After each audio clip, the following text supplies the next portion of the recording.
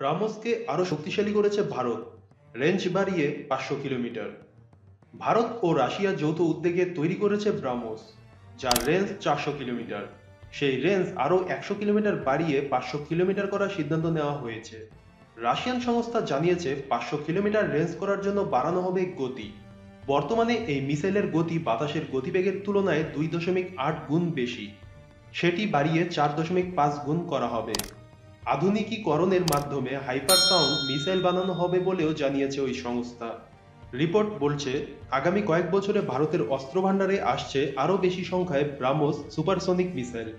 যে সংস্থা এই মিসাইল তৈরি করে তারাই এই খবর প্রকাশ করেছে।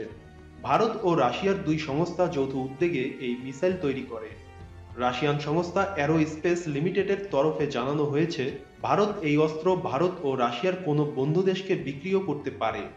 সম্প্রতি চীন সীমান্তে সবথেকে বেশি গতিসম্পন্ন এই মিসাইল মোতায়েন করার সিদ্ধান্ত নিয়েছে ভারত। এর গতি হবে ৩০০০ কিলোমিটার প্রতি ঘন্টা। আর এতেই আতঙ্ক বেড়ে গিয়েছে চীনের। অন্ধ্রপ্রদেশের সীমান্তে এই মিসাইল রাখার সিদ্ধান্ত নেওয়া হয়েছে। রাখা হতে পারে কাশ্মীরেও।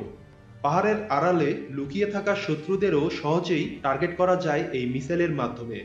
ভারতীয় সেনাবাহিনীর ৫টি রেজিমেন্টের প্রত্যেকটিকে ১০০টি করে মিসাইল দেওয়া রয়েছে।